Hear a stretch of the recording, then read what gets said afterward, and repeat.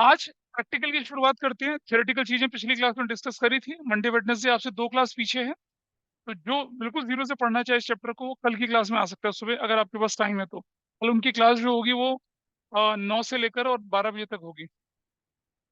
आप प्रैक्टिस के लिए आ सकते हैं, ऐसा कोई दिक्कत नहीं है। You can come for practice, that will not be an issue. अभी चलिए, ऑपरेटिंग एक्टिविटी अलग से, इन्वेस्टिंग एक्टिविटी अलग से और फाइनेंसिंग एक्टिविटी अलग से कैसे कैलकुलेट करते हैं, और फिर तीनों को मिलाकर एक फुल फ्लेज क्वेश्चन कैसे होता है वो पहले ये सब सीखेंगे विदाउट एडजस्टमेंट। फिर 3 तरह की एडजस्टमेंट्स होती हैं। एक होती है किसकी, प्रोविजन मतलब डिप्रिसिएशन की, एक होती है टैक्स की, और एक होती है डिविडेंड की, बस। और बाकी जो आपको इन शीट में मिलेगा 12 पेज की शीट में, वो बोनस है। मतलब उसमें तो कुछ चीजें बुक्स में है, कुछ चीजें नहीं है, बट हम मान के चलते ना, ज्ञान मिल जाए तो उसे बटोर के चल लेना चाहिए। तो देखिए जरा, तो डॉक्यूमेंट आपके सामने मैं ओपन कर रहा हूँ। Can you see this document now? Is it visible to all of you? Yes, sir. ये थियोरेटिकल सारी चीजें हमने पिछली क्लास में डिस्कस करी थी। और पिछली क्लास में मैंने कहा था ना कि छोटा सा पार्ट है जिसे मैं बाद में बताऊंगा, वो मैं आज बताऊंगा आपको। आप देख रहे हैं cash flow from operating activities हमें डिस्कस करना है आज। कैसे डिस्कस करना है? आप आ जाइए, अपने नोट्स के पेज नंबर 3 खोल लीजिए सब लोग। Page number 3 open up, page number 3 दिख रहा है आपको? एक बड़ा लंबा चौड़ा सा फॉर्मेट दिख रहा है ना? Can you see that? ये फॉर्मेट आपको ना याद करना है, रटना है, रट डालना है ना? रट डालेंगे इसको। इतना सारा कैसे याद करोगे? और वो भी स्टेप बाय स्टेप आपको याद करके चलना है। और सबसे बड़ी परेशानी स्टेप बाय स्टेप स्कूल के बच्चों को होंगे। वैसे वो स्टेप बाय स्टेप में है, फिर स्टेप बाय स्टेप याद करना है, कैसे काम चलेगा? तुम्हारे लिए थे वो। तुम जो भी बोलते हो रायता होता हो तो। Let's come to the point, don't go for my comic sense, go for my academic sense, which is much brighter and better than the comic sense. Let's come to the point. ये लिखा है net profit before tax and extraordinary item. क्यों लिखा है, इसका क्या reason है, किसी को नहीं पता। आपको भी नहीं पता, मुझे पता, मैं बताऊंगा थोड़ी देर में। अच्छा, ये लिखा है, ऐड कर दीजिए। Non cash non operating activity add कर दीजिए। क्या क्या होंगी non cash non operating activity? Depreciation होगा, इंटरेस्ट ऑन बोरोइंग होगा, प्रिलिमिनरी एक्सपेंसेस होगा, goodwill patent trademark copyright amortise हो गया वो होगा, loss on sale of machinery होगा, प्रीमियम पेबल और रिडम्पशन ऑफ प्रेफरेंस शेयर्स। और उस पर एक पेज नंबर 4 में एक लंबा चौड़ा नोट्स भी लिखा हुआ है। ये सब चीजें पर नोटिस करने की कोशिश करिए, ये सारी की सारी चीजें इन्वेस्टिंग और फाइनेंसिंग वाली हैं, ऑपरेटिंग वाली तो है ही नहीं। अच्छा, थोड़ा और आगे चलते हैं। ऐड करना, लेस करना है non cash non operating receipts, interest received on debentures और on investments, dividend received on equity preference shares, rental, rental नहीं है, रेंट रिसीव्ड है, ये इट इज नॉट रेंटल, काट के ठीक कर लेना, रेंट रिसीव्ड है। और हमने बोला यहाँ पर क्या, profit on sale of machinery land building investments etcetera. ये जो, और या फिर कोई भी इंटेंजिबल एसेट्स को अगर आप बेच देते हैं, profit on sale machinery land building, और इसके अंदर आप इंटेंजिबल एसेट्स भी डाल सकते हैं, क्योंकि वो भी तो बेच सकते हैं आप, उसमें भी तो बेचने पे आपको पैसा मिलता होगा। इंटेंजिबल एसेट्स ये हो गया, और इन्वेस्टमेंट भी नॉन ऑपरेटिंग रिसिप्ट के अंदर। अरे देखो ना, आपके पास क्या क्या लिखा हुआ है यहाँ पर, profit on sale of machinery लिखा हुआ है, लैंड लिखा हुआ है, बिल्डिंग लिखा हुआ है, लिखा हुआ है ये सारा, इन्वेस्टमेंट्स लिखा हुआ है, लिखा। उसके बाद ऑब्लिक में इंटेंजिबल एसेट्स,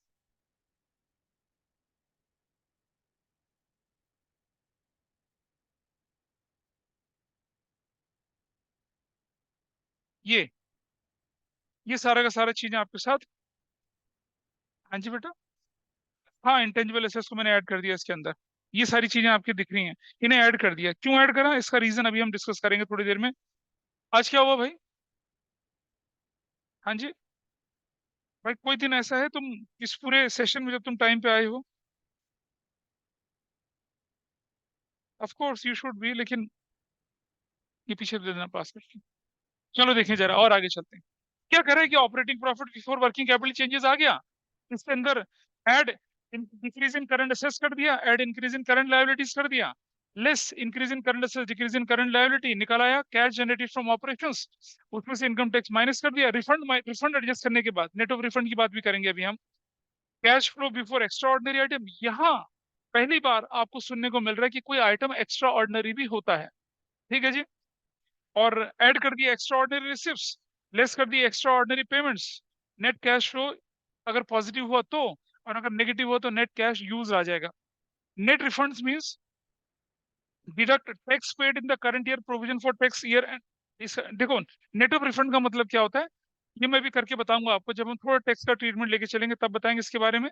और वर्किंग नोट आपके सामने दे रखा है, इसमें लिखा है net profit as per statement of profit and loss, add propose dividend, add interim dividend, add transfer to reserve as provision for tax, add extraordinary items, less extraordinary item, refund of tax, net profit before tax and extraordinary item, और ये page खत्म। इतना कुछ दे रखा है और ये सब आपको क्या करना है गाइस, रटना है, रटना है, मजा आ जाएगा रट के। गाइस रटना नहीं है ना। पुराने जमाने में हम क्या बोलते थे, मेरे प्यारे बच्चों, अब हम बोलते हैं गाइस, दिस गाइस। आइए देखते हैं कैसे, देखिए जरा इधर। फिर दोबारा से एक्सपेंसेस की दो कैटेगरीज होती हैं, सब जानते हैं क्या होती है, डायरेक्ट और कौन सी होती है, इनडायरेक्ट। ये मैं आपको बचपन में भी बताया था और अभी भी बता रहा हूँ। इनडायरेक्ट तो फिर दो कैटेगरीज में डालते हैं, क्या बोलते हैं इसको, ऑपरेटिंग, ये रेशो में भी पढ़ा था, और क्या बोलते हैं, नॉन ऑपरेटिंग। ठीक है, ऑपरेटिंग, ऑपरेटिंग जो होते हैं ना, ऑफिस एडमिनिस्ट्रेटिव सेलिंग डिस्ट्रीब्यूशन, ये भी बताया था। और पिछली क्लास में आपको एक शीट दी गई थी ना, दी थी, अरे जिसमें ऑपरेटिंग नॉन ऑपरेटिंग का सारा लिस्ट थी, वो शीट दी थी ना सबको। अरे नहीं, पिछली क्लास में नहीं दी आपको वो शीट। अब वो मैंने क्लास ग्रुप पे भी डाली हुई है, कोई बात नहीं। ऑपरेटिंग नॉन ऑपरेटिंग की कैटेगरी बन गई आपके पास। इसी तरह से आप चलते हैं यहाँ पर इनकम, इनकम की भी दो कैटेगरी बनती हैं। एक हम बोलते हैं क्या, डायरेक्ट, और या बोलते हैं उसको क्या, ऑपरेटिंग। डायरेक्ट या ऑपरेटिंग, डायरेक्ट बोलते हैं या ऑपरेटिंग बोलते हैं उसको। यहाँ बोलते हैं इसको क्या, इनडायरेक्ट, या बोलते हैं उसको क्या, नॉन ऑपरेटिंग, या उसको क्या बोलते हैं, other income. Other income, common sense comparative में ध्यान है, अदर इनकम करके बोलते थे। ये सारी चीजें आपके पास, ये हमने रेशो में भी डिस्कशन किया था। इसका इस्तेमाल कैसे होता है जरा वो देखें। आप सब जानते हैं आपके पास क्या होता है, रिवेन्यू फ्रॉम ऑपरेशंस होता है सबके पास रिवेन्यू फ्रॉम ऑपरेशंस। ऐसे माइनस कर दिया क्या, cost of revenue from operations, ये माइनस कर दिया, क्या निकल कर आया, ग्रॉस प्रॉफिट बोलते हैं उसको, ग्रॉस प्रॉफिट। तो जब हमने ये काम किया, we have use this element, we have use this element, sorry we have use this element, दो एलिमेंट हमने पूरे कर लिए, ये वाला एलिमेंट पूरा कर दिया, माइनस कर दिया क्या हमने यहाँ पर आके, ऑपरेटिंग एक्सपेंसेस। तो हमने ये वाला आइटम यूज कर लिया, दिस इज डन। ठीक है जी। और क्या निकल आया हमारे पास, क्या निकल कर आया ये, ऑपरेटिंग प्रॉफिट। रेशो में पढ़ाई थी ये सारी चीजें, रेशो में पढ़ाई थी।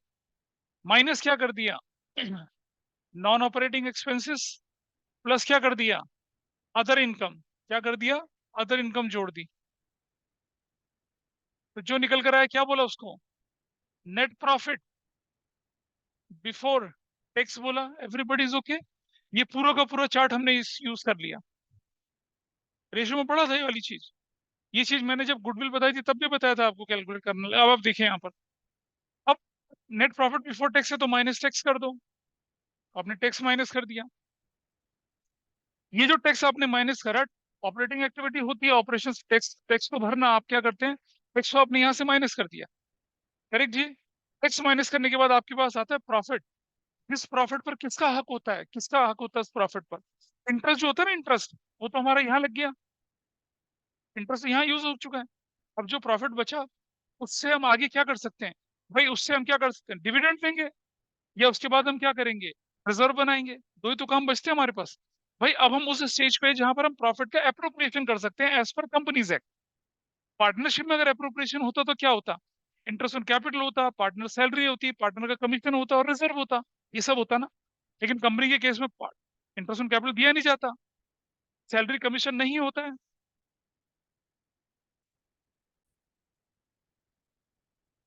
तो पार्टनरशिप में आपके पास क्या बनते हैं, चार तरह के appropriations, interest on capital, partner salary, partner commission, और क्या हो जाता है, ट्रांसफर टू रिजर्व्स।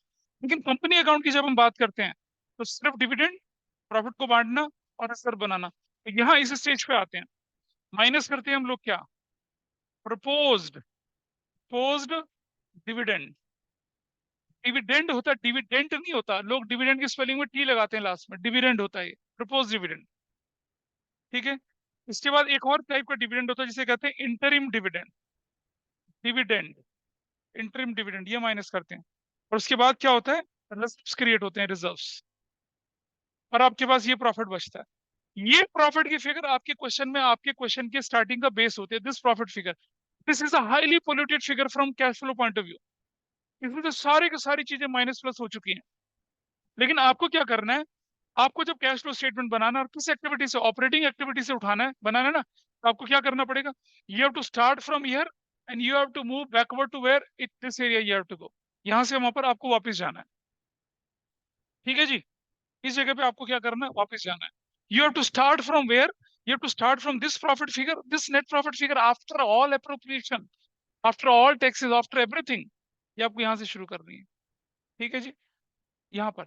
अच्छा, बीच में क्या होता है, रिफंड ऑफ टैक्स भी आया होगा। अगर रिफंड ऑफ टैक्स आया होगा तो यहाँ ऊपर कहीं जाके जुड़ा होगा, वो होगा ना। इंटरेस्ट ऑन लोन वोन पे किया होगा तो यहाँ माइनस करके पे किया होगा।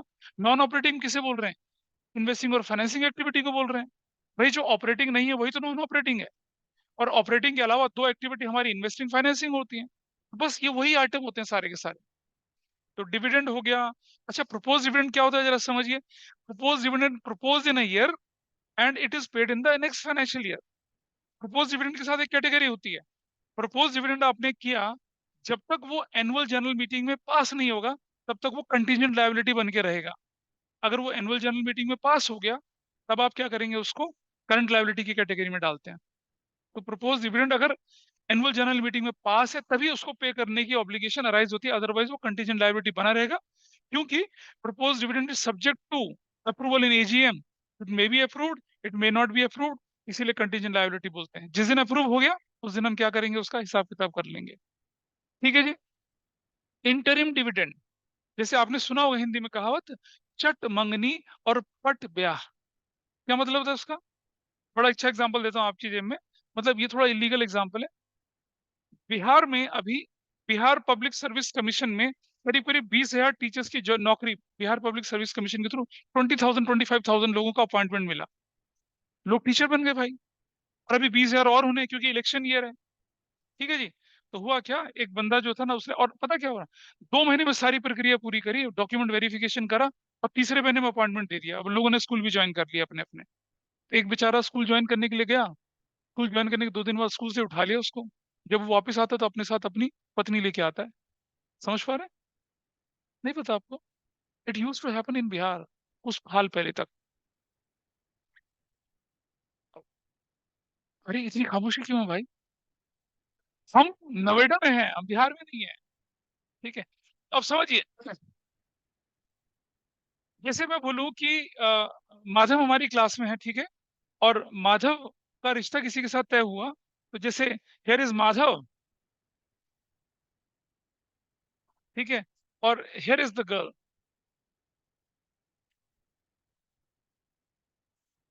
ठीक है, ये माधव है और ये कन्या है। ठीक है, माँ बाप ने इनका अच्छे ढंग से रिश्ता विश्ता तय किया और बोला कि ठीक है, अभी मुहूर्त नहीं है, मुहूर्त बनेगा। और करीब करीब मान लिया जाए, जैसे आज क्या तारीख है भाई, माधव क्या तारीख, 2/12 और 2023 को इनका रिश्ता तय हुआ, और मुहूर्त निकला कब जाके, अक्टूबर, अगले साल दशहरे में, मतलब अक्टूबर 29 2024 के लिए टाइम पीरियड निकला। तो ये जो 2 दिसंबर 2023 से अक्टूबर 29 2024 तक का टाइम पीरियड होगा, ये इनकी जिंदगी का बड़ा सुनहरा पीरियड होगा। इसमें एक दूसरे को जानने की कोशिश करी, इसे कहते हैं कोर्टशिप पीरियड। क्या कहते हैं इसे, कोर्टशिप पीरियड कहते हैं। ठीक है जी। तो ये हो गया प्रपोज डिविडेंड वाला हिसाब किताब, propose in year and what, executed in the next year, propose dividend है। अब दूसरा सुनिए जरा, 2/12 2023 को क्या हुआ, रिश्ता तय हुआ, 2023 को। अब भाई साहब, माधव कहता बिल्कुल नहीं, अब तो भाई नहीं, हमारी तो शादी होनी चाहिए। ठीक है, पापा ने कोई दिक्कत नहीं बेटा, 3/12 2023 को, चल, नहीं कोई दिक्कत नहीं। ये तुम और ज्यादा परेशानी थी, पापा ने कहा कोई बात नहीं, लो, 2:12 सुबह 10 AM पर सगाई, और इतना 2:12 9 PM पर शादी। लो भाई, और कितने जल्दी करोगे तुम, खुश है भाई अब तो? ठीक है। इसे कहते हैं चट मंगनी पट गया। ये होता है interim dividend, propose in a year and paid in the same year. You got it? इसे कहते हैं इंटरिम डिविडेंड, जो कि प्रपोज एक, अरे मुहूर्त वहूर्त कोई नहीं था, तो मजाक चला था फालतू। हाँ, सीरियसली ले रहे हैं बच्चा बातों को। डिफरेंस ये मत बोल देना कि महादेव की शादी सुबह 9 बजे सेट हुई, 12 बजे हो गई, ऐसा नहीं है। ये तो मजाक मजाक का एग्जाम्पल बोला आपसे। हाँ हाँ। नैतिक वसूलिया फिर कहीं और वो तो मधुचंद्रिका में भी चला गया अब सीधा। ठीक है। Is that okay? हमने, बट समझना, आपने प्रॉफिट से तो निकाल दिया उसको, प्रॉफिट में से तो उसको माइनस कर दिया as a matter of prudence. तो अप्रूव करोगे उसको?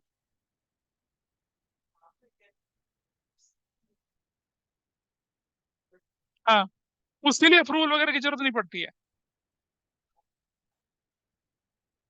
ये भगवान, कहाँ की चीज कहाँ मिला रहा है।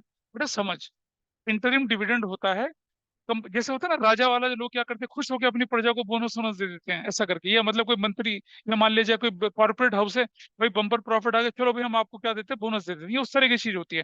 मतलब देखिए, आपने सुना होगा इलेक्शन और इंटरिम इलेक्शन जो होते हैं।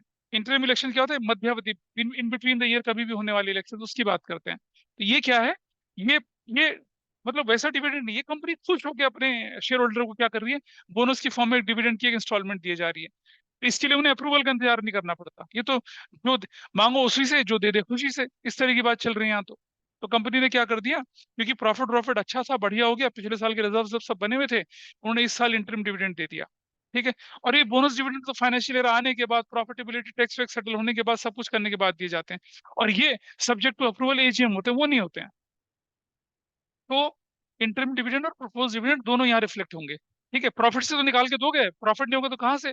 हम पास नहीं दाने और अम्मा चली बुनाने, ऐसे थोड़ी होगा। है ही नहीं आपके पास कुछ भी। तो आपके पास ये फिगर है, ये वाली फिगर है, और इससे उठकर आप कहाँ जा रहे हैं? यहाँ ऑपरेटिंग एक्टिविटी। हम तो क्या कर रहे हैं, कैश फ्लो में हम most polluted figure of profit उठा के चल रहे हैं, और इसको किस में कन्वर्ट कर रहे हैं? इससे हम क्या निकाल रहे हैं? अपना ऑपरेटिंग प्रॉफिट निकाल रहे हैं। तो देखिए क्या करना पड़ेगा मुझे अब। अगर मुझे जर्नी बैक करनी पड़ेगी तो मुझे क्या करना पड़ेगा? रिजर्व प्लस करना पड़ेगा, इंटरिम डिविडेंड प्लस करना पड़ेगा, प्रपोज डिविडेंड प्लस करना पड़ेगा, जो टैक्स था टैक्स माइनस किया था प्लस करना पड़ेगा, ये अदर इनकम क्या करनी पड़ेगी, माइनस करनी पड़ेगी, नॉन ऑपरेटिंग क्या करनी पड़ेगी, प्लस करनी पड़ेगी, ऑपरेटिंग को क्या करना, और यहाँ पहुंच के आप कहाँ पहुंच जाएंगे? इस जगह पे पहुंच जाएंगे। पहुंचे ना? तो अब आप जरा अपने फॉर्मेट को एक बार दोबारा देखिए, क्या आपको वो सीक्वेंस लॉजिक समझ में आ रही है नहीं आ रही, जरा देखिए। सबसे नीचे चले जाइए, पेज नंबर 3 के सबसे लास्ट में, ब्लू कलर से स्टार्ट हो रही है, net profit as per statement of profit loss उठा लिया। Can you see that? अन्य माहेश्वरी देख पा रही है? पेज नंबर 3 में नीचे सबसे नीचे ब्लू में लिखा हुआ है। अच्छा, इसके बाद सबसे पहले क्या ऐड करा आपने? प्रपोज डिविडेंड ऐड करा, देखे? फिर आपने ऐड क्या किया? इंटरिम डिविडेंड ऐड किया। फिर आपने क्या किया? ट्रांसफर टू रिजर्व ऐड किया। आप फिर इसको ऐड करने के बाद यहाँ पहुंच गया आप। उसके बाद आपने क्या किया? टैक्स को ऐड किया, प्रोविजन फॉर टैक्स को ऐड किया, और अगर रिफंड होगा तो ऑब्वियसली उसे माइनस करना पड़ेगा। बैक प्रोसेस में जो पहले हुआ था उसका उल्टा करना पड़ेगा। फिर थोड़ा, फिर आप चलेंगे क्या? फिर एक्स्ट्रा ऑर्डनरी आइटम आते हैं, उनका ट्रीटमेंट अभी बताऊंगा। जरा समझना, अगर एक्स्ट्रा ऑर्डनरी पेमेंट हुई है तो उसे एड बैक करेंगे आप वापस जाते समय, और अगर एक्स्ट्रा ऑर्डनरी रिसीव्स हुई है तो क्या करेंगे? वापस जाते हुए माइनस करेंगे उसको। This part is also done. ये भी हो गया आपके पास पार्ट। चलिए अब जरा ऊपर की तरफ चलते हैं। अब net profit before tax and extra ordinary item आपके पास पहुंच गए। अब सबसे पहले क्या कर रहे हैं आप? ऐड कर रहे हैं क्या? Non cash non operating expenses को, और माइनस क्या कर रहे हैं? Non cash non operating payments को। और आप कहाँ पहुंच गए? आप पहुंच गए ऑपरेटिंग प्रॉफिट। पहुंच गए ना ऑपरेटिंग प्रॉफिट? लेकिन कौन सा वाला ऑपरेटिंग प्रॉफिट है? बिफोर वर्किंग कैपिटल चेंजेस पर पहुंच गए। यानी कि तो आपको ना छोटा सा एडजस्टमेंट और करना है, अपने प्रॉफिट की फाइनली रिफाइंड फिगर निकालने के लिए। क्या करना है एडजस्टमेंट? उसे बोलते हैं, उस एडजस्टमेंट की बात करते हैं। हमने बोला operating profit before working capital changes.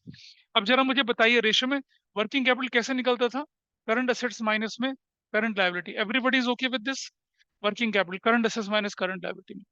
जरा समझिए, मान लिया मेरा करंट असेट्स 2 लाख रुपए का है, और मेरी करंट लायबिलिटी 1 लाख रुपए की है, तो मेरी वर्किंग कैपिटल कितने की? वो 1 लाख की। मान लो स्टॉक बढ़ गया, मेरा मेरा स्टॉक बढ़ा, मेरे स्टॉक की वैल्यू बढ़ गई। मान लो मेरा स्टॉक इंक्रीज हो गया, मेरा स्टॉक पहले मान लो 50,000 का था, वो स्टॉक बढ़कर 1 लाख हो गया। मेरा स्टॉक कितने से बढ़ गया? 50,000 से बढ़ गया। अब जरा सोचिए, अगर स्टॉक बढ़ेगा तो क्या होगा, ये वैल्यू कितनी हो जाएगी, 250 हो जाएगी। ये वैल्यू को मैं 1 लाख ही रखूं यहाँ पर, तो मेरा वर्किंग कैपिटल कितना हो जाएगा, 150 हो जाएगा। अब मुझे बताइए, वर्किंग कैपिटल का मतलब होता है कि इंक्रीज, वर्किंग कैपिटल का मतलब मेरी स्पेंडिंग कैपेसिटी। ठीक है, स्टॉक के बढ़ने से मेरी स्पेंडिंग कैपेसिटी बढ़ रही है ना, बढ़ रही नहीं बढ़ रही। स्टॉक अगर इंक्रीज हो तो मेरी स्पेंडिंग, इसका दूसरा रीजन भी बताऊंगा। स्टॉक बढ़ने से मेरी स्पेंडिंग कैपेसिटी बढ़ी। अब स्पेंडिंग कैपेसिटी अगर बढ़ गई तो मेरा रियल सेंस में तो स्पेंडिंग कैपेसिटी बढ़ी नहीं, क्योंकि स्टॉक बढ़ने का मतलब पैसा ब्लॉक हो गया, तो मेरी स्पेंडिंग कैपेसिटी कहाँ बढ़ी। तो इसके इफेक्ट को नलीफाई करने के लिए मुझे क्या करना पड़ेगा,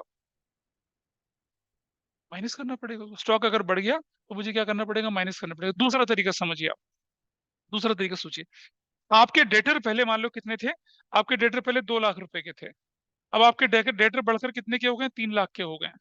डेटर बढ़ने का क्या मतलब है, डेटर बढ़ने का मतलब समझिए क्या हुआ। डेटर बढ़ने का मतलब मेरी करंट असेट्स बढ़ गई, करंट असेट्स बढ़ने का मतलब मेरी वर्किंग कैपिटल बढ़ गई। लेकिन रियल सेंस में डेटर बढ़ने से मेरा तो पैसा ब्लॉक हो गया ना, मेरी वर्किंग कैपिटल कहाँ बढ़ी। तो इसके इफेक्ट को ठीक करने के लिए क्या करना पड़ेगा, मुझे माइनस करना पड़ेगा। तो छोड़िए इस एग्जाम्पल को, दूसरे तरह से सोचते हैं।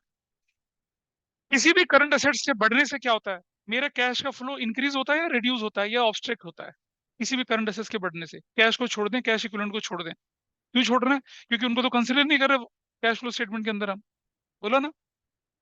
तो मान लो आपका स्टॉक बढ़ रहा है, स्टॉक बढ़ने का मतलब क्या हुआ कि आपका सामान बिका नहीं, ये तो पड़ा रहेगा आपके पास। छोड़ो स्टॉक को भी, मान लो आपके डेटर बढ़ रहे हैं। डेटर बढ़ने का क्या मतलब है भाई, कि क्रेडिट सेल्स ज्यादा हुई थी।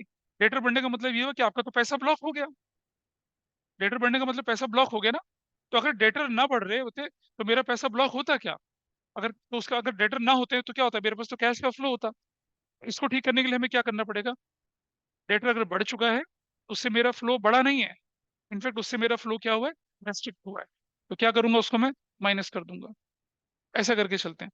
तो जो हम करंट असेट्स के साथ करते हैं उसको उल्टा हम किसके साथ करते हैं, करंट लायबिलिटी। तो बेटा करंट असेट्स अगर बढ़ती है तो उसके इफेक्ट को नलीफाई करने के लिए क्या करेंगे, उसे माइनस करिए। करंट असेट्स अगर घटती है तो इसके इफेक्ट को ठीक करने के लिए क्या करेंगे, उसको प्लस करिए। और उसका उल्टा किसके साथ चले जाएंगे, करंट लायबिलिटी के साथ। करंट लायबिलिटी अगर बढ़ेगी तो क्या करना है, प्लस करना है। करंट लायबिलिटी घटेगी तो क्या करना है, उसको माइनस करना है। हाँ, नहीं, उल्टा दूसरा भी हो सकता है, कम ज्यादा भी हो सकता है। पर वो तो बहुत बड़ा, फिर वो अकाउंटिंग चली जाती है, फिर एनालिसिस नहीं रहता है। तो हमने देखा कि अगर करंट, क्यों, अब आप देख रहे हैं ना, operating profit before working capital changes है। उसके बाद नीचे देखिए, अगर आपके फॉर्मेट में आपने क्या लिखा है यहाँ पर, जस्ट लुक एट डाउन, यहाँ देखिए क्या करा आपने यहाँ पर, इंक्रीज इन करंट असेट्स को क्या कर दिया, ऐड कर दिया ना। और इंक्रीज इन करंट लायबिलिटी को पेज नंबर 3 पर ही फॉर्मेट के नीचे पहुंचे ना, नीचे आप अपना जहाँ कैश फ्लो का ऑपरेटिंग एक्टिविटी का फॉर्मेट दिख रहा है, देख पा रहे हैं। अब क्या किया आपने यहाँ पर, डिक्रीज इन करंट असेट्स को जोड़ा और इंक्रीज इन करंट लायबिलिटी को माइनस किया। और क्या कर दिया, इंक्रीज इन करंट असेट्स को माइनस किया और डिक्रीज इन करंट लायबिलिटी को प्लस किया। अब आपने क्या निकाल दिया, कैश जनरेटेड फ्रॉम ऑपरेशंस निकाल दिया, निकाल दिया। इसके बाद आपने इनकम टैक्स को माइनस किया। क्यों माइनस किया, जरा समझिए। भाई देखो, इनकम टैक्स तो प्रॉपरली ऑपरेशन के रिजल्ट है उसके बाद देना पड़ता है, ठीक है। उसको हम नॉन ऑपरेटिंग की कैटेगरी में नहीं डालेंगे यहाँ पर। तो हमने क्या किया था, क्योंकि हमें बिफोर इंटरेस्ट एंड टैक्स जाना था, इसलिए हमने इसे पहले क्या किया, एड बैक किया। लेकिन अब रियल सेंस में हम इसे क्या करेंगे, माइनस करेंगे और उसके इफेक्ट को क्या कर देंगे, नलीफाई कर देंगे। भाई पहले हमने उसे एड बैक किया, अब हमने इसे माइनस कर दिया, ठीक हो गया हिसाब किताब। हमें तो एक्चुअली ये दिखाना है कि हमारा जो कैश फ्लो है बिफोर टैक्स कितना था। ऐसा क्यों करते हैं, भाई इंडिया के अंदर तो टैक्स भर भर के 30% कॉर्पोरेट टैक्स लगता है, जो भाई टैक्स फ्री जोन है वहाँ एक भी टैक्स नहीं लगता। मतलब एक कंपनी जो आप जैसे ही बिजनेस कर रही है, मान लो सीमेंट का बिजनेस कर रही है आपकी कंपनी, इंडिया में उसे 30% टैक्स देना है। और वो कंपनी अगर दुबई में काम कर रही है उसे एक भी टैक्स नहीं देना है। तो हम प्रॉफिट आफ्टर टैक्स का कंपैरिजन करेंगे, वो ज्यादा अच्छा होगा कैश फ्लो में, प्रॉफिट बिफोर का टैक्स करेंगे, बिफोर का करेंगे ना। That will make meaningful comparison. वरना ये तो 30% टैक्स के बाद इनका प्रॉफिट तो 30% रिड्यूस हो जाएगा, वो तो अपना प्रॉफिट एंजॉय करेंगे, उनकी तो रेशियोज भी अच्छी निकल कर आएंगी। Got it. तो यहाँ पर इसीलिए हमने क्या किया, बिफोर टैक्स बनाया और टैक्स की फिगर आ गई। उसके बाद अब हम टैक्स को क्या कर रहे हैं, माइनस कर रहे हैं। नेट ऑफ रिफंड का मतलब हुआ, अगर हमने ऊपर रिफंड क्या करा था, माइनस किया था, तो नीचे आके रिफंड को क्या कर देंगे, एड बैक करेंगे। मतलब टैक्स के ट्रीटमेंट को हमने नलीफाई कर दिया। ठीक है जी। चलिए एक और चीज देखते हैं हम। अब आपने देखा होगा ना, एक्स्ट्रा ऑर्डिनरी ऊपर क्या करे थे, प्लस, तो नीचे माइनस। और अगर एक्स्ट्रा ऑर्डिनरी ऊपर माइनस करे तो नीचे प्लस। तो जरा समझते हैं पहले एक्स्ट्रा ऑर्डिनरी क्या होते हैं, और फिर जानेंगे कि इनको प्लस माइनस क्यों करते हैं, उसके बाद हम प्रैक्टिकल क्वेश्चन शुरू करेंगे। ठीक है। टेक्स्ट के बारे में तीन चीजें ध्यान रखनी है आपको। टेक्स्ट जो होता है बेटा वो समझिएगा, टेक्स्ट तीन तरह का होता है आपके पास, तीनों तरह का टेक्स्ट होता है। जैसे दिखाऊं आपको मैं, चल भाई माधव और तुम्हारी पत्नी दोनों अब अपने अपने घर चले गए हैं। टेक्स्ट जो होता है वो कितने तरह का होता है, तीन तरह का टेक्स्ट। एक ऑपरेटिंग एक्टिविटीज वाला, जो रूटीन दे रखा होगा आपको, प्रोविजन फॉर डेप्रिसिएशन ऐसा करके दे रखा होगा। एक इन्वेस्टिंग एक्टिविटीज में आने वाला, इन्वेस्टिंग एक्टिविटीज एक टेक्स्ट होता है, कौन सा वाला, इन्वेस्टिंग एक्टिविटीज वाला। और एक होता है क्या, फाइनेंसिंग एक्टिविटीज वाला। जरा समझिए क्या होगा। जो रूटीन में जो आपको टैक्स दे रखा है, रूटीन में जो आपको नॉर्मल क्वेश्चन में कुछ ना बोला जाता, हम क्या मान के चलेंगे, उसे ऑपरेटिंग वाला मान के चलेंगे। अच्छा, एक होता है अकाउंट इनकम टैक्स के अंदर term capital gain. Capital gain किसे कहते हैं जरा समझिए। मान लिया जाए कि सुखमन के पापा ने अपना 10 करोड़ का बंगला 15 करोड़ में बेच दिया। आइकॉनिक बंगला था, वहां सुखमन का जन्म हुआ था, और Sukhman is a Thar global icon है। तो लोगों को पता चला, अच्छा जी सुखमन जी का यहाँ जन्म हुआ था, चलो एक बड़ा बहुत बड़ा गोल्फ का फैन था, उसने कहा मैं खरीदता हूँ, इतनी बड़ी हस्तियां आ रही हैं, खरीद लिया। 10 करोड़ के बंगले को 15 करोड़ में खरीद लिया। सुखमन के पापा को कैपिटल गेन हो गया, कैपिटल एसेट्स बेची ना। अब अगर सुखमन के पापा उस 15 करोड़ से दूसरी प्रॉपर्टी खरीद लेते हैं, तो इन्हें इन्हें वो जो गेन जो उन्होंने सरकार को टैक्स दिया था वो रिफंड हो जाएगा, नहीं भरेगा तो फिर चलता रहेगा। तो अगर आप कोई कैपिटल एसेट्स बेचते हैं और उसको बेचने में कोई गेन होता है, उस गेन पर जो टैक्स दिया जाता है उसे क्या बोलते हैं आप लोग, कैपिटल गेन टैक्स बोलते हैं, कैपिटल गेन टैक्स बोलते हैं। और ये टैक्स किस पर होता है, प्रॉपर्टी पे होता है, एसेट्स पे होता है। तो प्रॉपर्टी एसेट्स आपके लिए क्या होती है, इन्वेस्टिंग एक्टिविटी होती है। ये कौन सा टैक्स है, ये इन्वेस्टिंग वाला टैक्स है। ये कौन सा टैक्स है, ऑपरेटिंग वाला टैक्स है। क्लियर है जी। अच्छा, आपने पढ़ा होगा बिजनेस स्टडीज में, फाइनेंशियल मार्केट के अंदर सेबी के रेगुलेटरी फंक्शन, सेबी के रेगुलेटरी फंक्शन, ठीक है।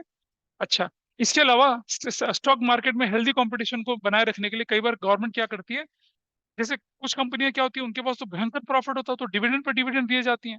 और जो कंपनी सरवाइव कर रही होती है बेचारी, अभी नई नई होती है, वो कहाँ से डिविडेंड भरेंगी। तो सरकार क्या करती है, इस तरह की पैरिटी लाने के लिए डिविडेंड डिक्लेरेशन पर टैक्स लगा देती है, उसे डिविडेंड टैक्स बोलते हैं। फैक्टर्स अफेक्टिंग क्या था, डिविडेंड डिसीजन, पढ़ा होगा बिजनेस स्टडीज में। फैक्टर अफेक्टिंग डिविडेंड डिसीजन में एक फैक्टर था डिविडेंड टैक्स। तो अगर डिविडेंड टैक्स ज्यादा लग रहा है तो भाई डिविडेंड कम दीजिए ना। तो ये जो टैक्स होता है कौन सा वाला, डिविडेंड टैक्स। डिविडेंड टैक्स ये किस कैटेगरी का हो जाता है, फाइनेंसिंग का हो जाता है। इसका ट्रीटमेंट क्या होगा जरा समझना। जब आप कैलकुलेशन करेंगे net profit before tax and extraordinary वैटी में, तो चाहे वो ये वाला टैक्स हो, चाहे ये वाला टैक्स हो, या ये वाला कोई भी टैक्स हो, इन तीनों को ऐड बैक करेंगे, क्योंकि हमें बिफोर टैक्स जाना है, विल ऐड इट बैक। और जब आप ऑपरेटिंग के नीचे जाएंगे तो लिखते हैं ना माइनस टैक्स, ये वाला टैक्स ऑपरेटिंग में प्लस और ऑपरेटिंग में माइनस, ये वाला टैक्स ऑपरेटिंग में प्लस लेकिन इन्वेस्टिंग में माइनस, और ये वाला टैक्स क्या होगा, ऑपरेटिंग में प्लस लेकिन इन्वेस्टिंग में माइनस, क्योंकि तीनों टैक्स प्रॉफिट एंड लॉस से तो माइनस होते हैं। You got it. लेकिन क्या होगा, सिर्फ ऑपरेटिंग वाला टैक्स जो होता है वो ऊपर प्लस, ऊपर मतलब नेट प्रॉफिट बिफोर टैक्स में प्लस, और नीचे फाइनल ऑपरेटिंग एक्टिविटी में माइनस होगा। और इन्वेस्टिंग वाला टैक्स भी वहीं ऊपर ऐड होगा लेकिन इन्वेस्टिंग में माइनस होगा। और फाइनेंसिंग वाला टैक्स वहीं ऐड होगा लेकिन फाइनेंसिंग में माइनस होगा। जरा एक बार नोट्स देख लेते हैं, मैं दिखा देता हूँ कहाँ लिखा है। Just open up the notes now. Page number 3 पे चलिए पहले। पेज नंबर 3 में देखिए आप, ऊपर का मतलब आपने देखा, add provision for tax made during the year, दिख रहा है नीचे ब्लू लाइन के नीचे, नीचे इधर दिख रहा है, यहाँ पर प्रोविजन फॉर टैक्स ऐड कर दिया। Can you see that. अच्छा, फिर जरा थोड़ा सा ऊपर की तरफ चलेंगे तो क्या लिखा हुआ है, माइनस इनकम टैक्स पेड, दिख रहा है आपको फॉर्मेट के अंदर, इनकम टैक्स पेड, मतलब ऊपर वहां ऐड हुआ। नहीं दिख पा रहा क्या, ये देखो, नहीं है, शाबाश। इसे कहते हैं अनपढ़ पटवारी और बस्ता भारी। हाँ, इसे भी नहीं मिला। पेज नंबर 3 देखिए। अच्छा रुक जाइए, this is page number 3, this is add provision for tax है, this is less tax. Format कौन सा है, कहते हैं ना, नाच न जाने आंगन टेढ़ा। यू गॉट इट और नॉट। बाकी लोग समझ पा रहे हैं? ये हमने क्या किया यहाँ पर, ऊपर मतलब हमने नेट प्रॉफिट बिफोर टैक्स में से ऐड करा और नीचे क्या कर दिया, माइनस कर दिया। ऑपरेटिंग वाले टैक्स का हिसाब किताब खत्म हुआ। Is that okay? और देखो लिखा भी है, provision for tax made during the current year including capital gain tax and dividend tax, लिखा हुआ है, तीनों जोड़ दिए। अब ऑपरेटिंग वाला ऑपरेटिंग में माइनस करा। अगले पेज पे चलिए जरा, नीचे अगले पेज पे चलिए। अगले पेज में इन्वेस्टिंग एक्टिविटी के नीचे ब्लू में लिखा हुआ कैपिटल गेन टैक्स, दिख रहा है माइनस?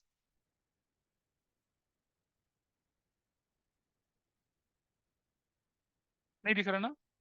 अब आंखें खुलेंगी तब तो दिखेगा। सो रहा है भाई ये तो। You can see that. ये रूटीन रूटीन वाला मतलब नॉर्मल। हाँ इन्वेस्टिंग है। अच्छा, चलिए जरा नीचे चलिए, नीचे फाइनेंसिंग पे चलिए जरा, नीचे फाइनेंसिंग पे। सबसे नीचे फाइनेंसिंग में देखो ब्लू में क्या लिखा हुआ है, डिविडेंड टैक्स लिखा हुआ है। Can you see that? अगले पेज पे जाओ, फाइनेंसिंग एक्टिविटी की जो आइटम्स है उसके नीचे क्या ये दिख रहा है, कैपिटल गेन डिविडेंड टैक्स दिख रहा है। Got it? तो टैक्स का ट्रीटमेंट ऐसे ही बनेगा, तीनों के तीनों tax irrespective operating investing financing वाले ऊपर जाके कहाँ होंगे, ऐड होंगे। ऊपर का मतलब क्या हुआ, net profit before tax interest में वहां जाके ऐड होंगे और फिर अपनी अपनी जगह पे माइनस होंगे। ऑपरेटिंग वाला होगा तो ऑपरेटिंग से माइनस होगा, इन्वेस्टिंग वाला तो इन्वेस्टिंग से माइनस, फाइनेंसिंग वाला तो फाइनेंसिंग से माइनस। लेकिन अनफॉर्चुनेटली हम टैक्स का ट्रीटमेंट एक ही समझते हैं, ऊपर जोड़ो नीचे माइनस करो। तो लोग पता क्या करते हैं, कैपिटल गेन टैक्स को भी ऑपरेटिंग में माइनस कर देते हैं, डिविडेंड टैक्स को भी ऑपरेटिंग में माइनस कर देते हैं। और अनफॉर्चुनेटली इससे रिलेटेड क्वेश्चन बुक्स में ज्यादा नहीं है। That is I am paying more attention on this. Tax का टाइम खत्म हुआ अभी, आगे बढ़ते हैं। एक्स्ट्रा ऑर्डिनरी आइटम किसे कहते हैं जरा समझिए। आपने देखा हमारे देश के करीब करीब 4 स्टेट में इलेक्शंस की वोट कास्टिंग हो चुकी है, कल से रिजल्ट आने शुरू हो जाएंगे। कोई बताएगा मुझे कौन कौन से स्टेट से? राजस्थान, मिजोरम, छत्तीसगढ़ और इलेक्शन का रिजल्ट भाई किसे कहते हैं इलेक्शन? हाँ, कौन कौन से कंट्रीज का रिजल्ट का इलेक्शन आएगा कल? भाई कब की बात कर रहे हैं हम लोग? अभी जो कुछ दिन पिछले हफ्ते वोटिंग हुई थी उसकी, आज रिजल्ट आ गया तेलंगाना का। अरे बेटा, अरे वोटिंग तो कल से शुरू होगी गिनती यार, आज कैसे आ जाएगा रिजल्ट? मैं बता रहा हूँ, एक्स्ट्रा नहीं था। सुनो ध्यान से। और तन्वी ने क्या करा कि राजस्थान में, तन्वी ने राजस्थान में अ, बहुजन समाज पार्टी को, बहुजन समाज पार्टी को, मैडम मायावती जी की पार्टी है, तन्वी ने बहुजन समाज पार्टी को 2 करोड़ का इलेक्शन में फंड दे दिया है, जाओ खर्च करो, जीत लो, जी लो अपनी जिंदगी, ऐसा कर। और ये अपनी कंपनी के फंड से इसने निकाल के पैसा दे दिया। अब मुझे बताइए, ये ऑपरेटिंग है, इन्वेस्टिंग है या फाइनेंसिंग है? तो मालूम है इलेक्शन बॉन्ड भी होते हैं, वो ब्लैक मनी नहीं होती है उसमें भी। ब्लैक 5 करोड़ दे दिया, डिक्लेयर दिया, व्हाइट में दिया। तन्वी चार्टर्ड अकाउंटेंट है,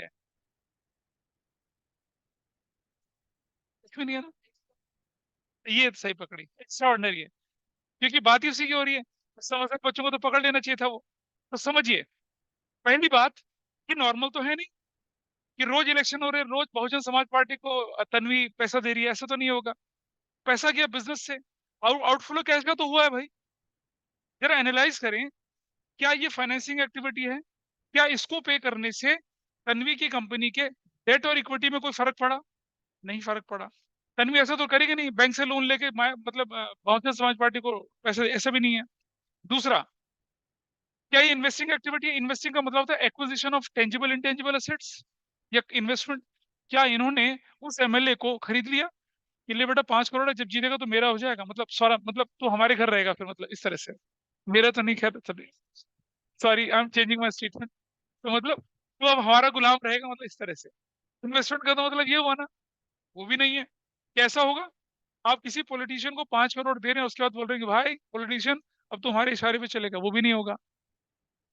तो इन्वेस्टिंग भी नहीं है ये, फाइनेंसिंग भी नहीं है। आ जाते हैं ऑपरेटिंग। ऑपरेटिंग तो बिल्कुल नहीं है। क्या किसी पॉलिटिशियन को इलेक्शन में पैसा देने से हमारी प्रिंसिपल रेवेन्यू जनरेटिंग एक्टिविटी में कोई फर्क पड़ेगा? हमें जो वो कॉन्ट्रैक्ट दिला गया दिला, वो बहुत बात की बात है। There is no direct relationship, cost और स्पेंडिंग का कोई रिलेशन नहीं। अब क्योंकि मैं इसे इन्वेस्टिंग में नहीं डाल सकता, क्योंकि इसे मैं फाइनेंसिंग में नहीं डाल सकता, इसीलिए मैं क्या बोलूंगा, इसको एक्स्ट्रा ऑर्डिनरी बोलूंगा, लेकिन किसका बोलूंगा, ऑपरेटिंग का बोलूंगा। Will consider it as extraordinary of operating. तो चलिए जरा चलते हैं एक्स्ट्रा ऑर्डिनरी की दुनिया में, और कौन कौन से आइटम ऐसे जिन्हें हम एक्स्ट्रा ऑर्डिनरी बोल सकते हैं। लेट्स मूव फर्दर, चलिए देखें। तो अपने नोट्स को खोलिए एक बार दोबारा से, आगे बढ़ते हैं। पेज नंबर 4 की पहली लाइन है, गुलाबी पन्नों से लिखा हुआ है, एक्स्ट्रा ऑर्डिनरी आइटम्स क्या होते हैं ये? These are income or expenses that arises from transactions. Those are distinct from ordinary activities of the business, which are material and not expected to reoccur frequently or regularly. These items are classified under operating appropriate activities. Operating, investing, financing बोलेंगे, disclose separately in cash flow statement. अब कैसे? भाई अगर operating वाला extra ordinary हुआ तो क्या होगा, अगर पेमेंट है तो ऑपरेटिंग में जुड़ेगा वो, और ऑपरेटिंग से माइनस होगा, उसका इफेक्ट नलीफाई करना होता है, ठीक है। अगर इन्वेस्टिंग का वो एक्स्ट्रा ऑर्डिनरी हुआ तो क्या होगा, ऑपरेटिंग में ही जाके वो जुड़ेगा, लेकिन क्या होगा, इन्वेस्टिंग से माइनस होगा, जैसे टैक्स हो रहा था। अगर फाइनेंसिंग का एक्स्ट्रा ऑर्डिनरी है तो क्या होगा, वो ऑपरेटिंग में नेट प्रॉफिट बिफोर टैक्स है, एक्स्ट्रा ऑर्डिनरी में वहां जाके क्या होगा, अगर पेमेंट तो प्लस होगा, और फिर फाइनेंसिंग से माइनस होगा। ऐसा नहीं है कि हर आइटम को ऊपर ही नीचे प्लस और ऊपर ही, ऊपर का मतलब मैं बोल रहा हूँ net profit before tax and extraordinary item. नाम से पता चल रहा होगा, net profit before tax and extraordinary item. पहले आपको अपने प्रॉफिट को बिफोर एक्स्ट्रा ऑर्डिनरी आइटम बनाना पड़ेगा। कैसे? अगर आपने एक्स्ट्रा ऑर्डिनरी पेमेंट करी है, बिफोर बनाने के लिए उसे एड बैक करो, और अगर आपने एक्स्ट्रा ऑर्डिनरी रिसिप्ट ली है तो बिफोर बनाने के लिए उससे पहले माइनस करो। अब अगर ऊपर आपने उसे माइनस किया तो नीचे क्या करना पड़ेगा, प्लस, क्योंकि उसका इफेक्ट हमें नलीफाई करना होता है, क्योंकि एक ह्यूज कॉस्ट इन्होंने इनकर करी है जिसका किसी से कोई लेना नहीं देना था, इसलिए उसे प्लस माइनस करके उसके इफेक्ट को नलीफाई करते हैं, जैसे टैक्स के इफेक्ट को नलीफाई करते हैं, वैसा चल के। तो जरा देखिए ऑपरेटिंग एक्टिविटी में क्या हो सकता है एक्स्ट्रा ऑर्डिनरी, वो समझें। समझ नहीं आ रहा? समझ गया। Payment to employees under voluntary retirement scheme. Employ voluntary retire होके जा रहा है, उसको हम पेमेंट कर रहे हैं, तो जब हम उसे पेमेंट करेंगे तो वो वाली पेमेंट जो हमारी है वो क्या है, एक्स्ट्रा ऑर्डिनरी पेमेंट है, क्योंकि बार बार तो एम्प्लॉय रिटायर नहीं होता, वॉलेंट्री बार बार थोड़ी। रिटायर तो हमें मानते समझ में आता, वॉलेंट्री का मतलब होता है वो कहता है कि बस बहुत हो गया, अब मैं जा रहा हूँ, मेरा हिसाब किताब कर दीजिए। तो उसको जो पेमेंट कहलाएगी वो क्या कहलाएगी, एक्स्ट्रा ऑर्डिनरी कहलाएगी। क्या करेंगे, नेट प्रॉफिट बिफोर टैक्स में इसे जोड़ देंगे, और सबसे नीचे वाली कंडीशन जहां पर मैंने रोका था वहां से इसे माइनस कर देंगे। इसीलिए एक्स्ट्रा ऑर्डिनरी ऊपर प्लस माइनस करेगा, नीचे भी प्लस माइनस है। अगर ऊपर प्लस है तो नीचे क्या होगा, माइनस, ऊपर माइनस तो नीचे क्या होगा, प्लस। ऐसे ही आपने क्या कर दिया, आपकी ऑर्गेनाइजेशन में काम करते करते किसी एम्प्लॉय का हाथ कटा, पैर कटा या मुंडी कटी, आप क्या करेंगे, कंपनसेशन देंगे उसको। तो that compensation is what, again extra ordinary. अगर पे किया है तो ऊपर पहले प्लस होगा, फिर नीचे क्या हो जाएगा जाके मैं, अरे भाई ऐसा ना कर, उसकी मुंडी मत काटना, हम तो एग्जाम्पल ले रहे हैं फालतू का। तो देखिए, payment to employee under voluntary retirement scheme is a payment which is not made in the normal course of business. Therefore, it is distinct material and not expected to reoccur frequently. Similar receipts of a claim against loss of stock by insurance company. जरा समझें एक और चीज, आपकी ना एक 5 मंजिला building थी आपकी, सेक्टर 18 में, कमर्शियल स्पेस था, बेसमेंट, और आपका इलेक्ट्रॉनिक्स का शोरूम है, बेसमेंट में आपने सामान रखा हुआ है, ग्राउंड में सामान रखा हुआ है, ठीक है जी, और अपना ऑफिस भी बना रखा है, डिस्प्ले में सामान और ऑफिस भी बना रखा है, फर्स्ट सेकंड थर्ड फ्लोर पे भी आपने सामान रखा हुआ है, ठीक है। आपने रात को दुकान दुकान बंद करी अपनी, और दुकान बंद, दुकान बढ़ाना बोलते हैं दुकानदार, बंद करना नहीं बोलते, दुकान बढ़ाई अपनी और चल दिए घर। रात को अर्थक्वेक आया अच्छे से, ठीक है, वो जो 5 मंजिला बिल्डिंग थी कोलैप्स हो गई पूरी अच्छे से, भयंकर तरीका। और उसमें दो नुकसान हुए आपका, एक तो गुड्स का नुकसान हुआ और एक असेट्स का नुकसान हुआ, लेकिन थैंकफुली आपने सबको इंश्योर करा रखा था, ठीक है। अब फिर जबरदस्ती पूरा मिल जाए। तो ये पता है नेचुरल कैलेमिटीज में तो इंश्योरेंस कंपनी क्लेम देने से मना कर देती है, मतलब तुम पहले बताओ कि भूकंप आने वाला है, हाँ, तो वो बोलते हैं ना, वो राइडर बोलते हैं उनको, अलग अलग डालते हैं। जैसे मान लिया आपने हेल्थ इंश्योरेंस पॉलिसी ली, तो उसमें कैंसर कवर नहीं है, तो कैंसर का राइडर लेना पड़ेगा, तब आपका कवरेज होगी, ठीक है। तो आप स्मार्ट बिजनेसमैन थे, आपने हर तरह के राइडर चढ़वा लिया अपनी पॉलिसी में। अब अर्थक्वेक से दो तरह की कंपनसेशन मिले, एक तो कंपनसेशन मिला गुड्स का, और एक मिला बिल्डिंग का। तो जरा समझिए, गुड्स का जो कंपनसेशन मिला वो एक्स्ट्रा ऑर्डनरी है ऑपरेटिंग का, और बिल्डिंग का जो कंपनसेशन मिला क्या वो एक्स्ट्रा ऑर्डनरी है इन्वेस्टिंग का। कैसे ट्रीट करेंगे, गुड्स का भी और बिल्डिंग का जो कंपनसेशन मिला उसे ऊपर नॉन कैश, नॉन मतलब net profit before extra ordinary में क्या करेंगे, माइनस करेंगे दोनों को, और ऑपरेटिंग वाले को नीचे ऑपरेटिंग में प्लस करेंगे, इन्वेस्टिंग वाले को इन्वेस्टिंग के अंदर जाके प्लस करेंगे, ऐसा होगा। ऑपरेटिंग में तो दोनों जाएंगे, लेकिन दूसरा जो ट्रीटमेंट नलीफाई करने वाला, ऑपरेटिंग का ऑपरेटिंग में होगा, इन्वेस्टिंग का इन्वेस्टिंग में होगा, इस तरह से चलेगा। आइए देखें जरा एक और आइटम क्या था ये, कोई डाउट है? इसी तरह से writing off preliminary expenses out of statement of profit and loss, compensate to paid an employ in case of an accident, ये सारे उसी का एग्जांपल है। अगर बोल दिया प्रिलिमिनरी एक्सपेंसेस राइट ऑफ हुए, प्रिलिमिनरी एक्सपेंसेस तो क्या होता है, कंपनी के जन्म में एक बार खर्चा होता है, तो अगर आपने माइनस कर दिया था तो पहले ऊपर प्लस करेंगे, फिर नीचे जाके माइनस कर देंगे उसको, ऐसा करके चलेंगे। ठीक है, लेकिन राइटिंग ऊपर प्लस तो कर देंगे ऑपरेटिंग में, लेकिन माइनस कहाँ करेंगे, प्रिलिमिनरी एक्सपेंसेस को बताइए जरा। ऑपरेटिंग में तो माइनस करेंगे ना, गलत। प्रिलिमिनरी एक्सपेंसेस किस पे होते हैं, फाइनेंसिंग के जाके, फाइनेंसिंग से जाके माइनस होंगे वो, ऊपर ऐड हो जाएंगे लेकिन माइनस कहाँ होंगे, फाइनेंसिंग से होंगे। ठीक है जी। अच्छा इसी तरह से इन, मैंने क्या बोला तुमसे, cash flow statement accounting standard 3 के हिसाब से वो बोलता है कि net profit before tax and extraordinary item निकालिए पहले, इसलिए कर रहे हैं, वरना हमें जरूरत ही नहीं करने की। आगे बढ़ते हैं थोड़ा सा इन्वेस्टिंग एक्टिविटीज में, receipt of a claim insurance company, destruction of a building. Financing activity में एक और एग्जांपल आया, फाइनेंसिंग एक्टिविटी के अंदर क्या आया, ये बायबैक ऑफ इक्विटी शेयर्स आया। सॉरी, प्रीलिमिनरी एक्सपेंसेस को ना ऑपरेटिंग के अंदर ही ट्रीट करना, फाइनेंसिंग में मत लेके जाना, क्योंकि वो एक साल के प्रॉफिट से राइट ऑफ हो गया। फाइनेंसिंग वाला तब बनता जब वो शेयर इशू एक्सपेंस बनता या अंडरराइटिंग कमीशन वाला बनता, अदरवाइज नहीं। इधर आ जाते हैं, buyback of equity share. Buyback of equity share बार बार नहीं होता, एक्स्ट्रा ऑर्डिनरी आइटम है किसका, फाइनेंसिंग का। तो याद करो, सबसे पहले पेज पे पहुंचे जरा। हाँ, अब यहाँ देखिए जरा आप, सुनो, पेज नंबर 2 पे चलिए, पेज नंबर 2 पे, पेज नंबर 2 पे, पेज नंबर 2। मैंने दो आइटम छुड़वाए थे आपके पास, पॉइंट नंबर 18 और पॉइंट नंबर 24, समझ में आ रहे हैं क्या है ये? पेज नंबर 2 समझ में आ रहा है, पेज नंबर 2 कौन सा है, अन्य पेज नंबर 2 दिख रहा है राइट हैंड साइड पे, आइटम नंबर 18 और item number 24, can you see that? समझ में आया क्यों छुड़वाए थे मैंने उस समय पे आइटम, ये क्या है? हाँ, capital cash receipt insurance claim from property involve in accident, ये ऑपरेटिंग, ये एक्स्ट्रा ऑर्डिनरी, लेकिन किसका? अबे इन्वेस्टिंग का, काहे का फाइनेंस यार, इन्वेस्टिंग का है ये एक्स्ट्रा ऑर्डिनरी। ये बायबैक ऑफ इक्विटी शेयर क्या है, ये एक्स्ट्रा ऑर्डिनरी लेकिन किसका है, फाइनेंसिंग का है। एक्स्ट्रा ऑर्डिनरी लेकिन किसका है, कौन सा ड्राइंग्स, अभी आने दे, थोड़ा रुक जा भाई, अभी। हाँ वो जो तुम क्या बोला था मैंने, दोबारा बताओ। नहीं नहीं, हमने क्या किया था उसमें, एग्जाम्पल क्या लिया था? हाँ हाँ, हाँ, सहज के पापा ने, उसके सहज के पापा फादर साहब ने क्या किया, उसके बर्थडे पे 5 करोड़ दिए थे उड़ाने के लिए, और नानू ने भी 10 करोड़ और दिए थे उड़ाने के लिए। तो नानू के अकाउंट में वो जो 10 करोड़ हैं, पापा के अकाउंट में 10 करोड़ है, एक्स्ट्रा ऑर्डनरी ऑपरेटिंग के कहलाएंगे, ड्राइंग से नहीं कहलाएंगे, एक्स्ट्रा ऑर्डनरी ऑपरेटिंग के कहलाएंगे, है तो एक्सपेंसिव। Got it? तुम्हारे नानू ज्यादा देते हैं तुम्हें? हाँ, क्या कह रहे हैं, तुम्हारे नानू तो फटकार मारते होंगे तुम्हें, हाँ उन्हें मालूम है। ठीक है, पता क्या होता है, जितना, तो एक्स्ट्राऑर्डिनरी का ट्रीटमेंट पता चला आपको, यहाँ देखें, ये क्या करें बताओ, टॉपिक से डिविएट हो जाते हैं। तो आप समझ पा रहे हैं, आप देखिए, इस बार दोबारा से पेज नंबर 3 की तरफ चलेंगे, फटाफट से पेज नंबर 3 चलिए, 3। अब आप देख रहे हैं 3 में क्या कर रखा है, एड एक्स्ट्रा ऑर्डिनरी आइटम लिखा हुआ है, add extraordinary item if debited to statement of profit and loss, इसका मतलब अगर प्रॉफिट से माइनस हुआ, जब आप शौचालय चली गई थी ना, तब हमने डिस्कशन किया था इसका, ये रहा। हाँ,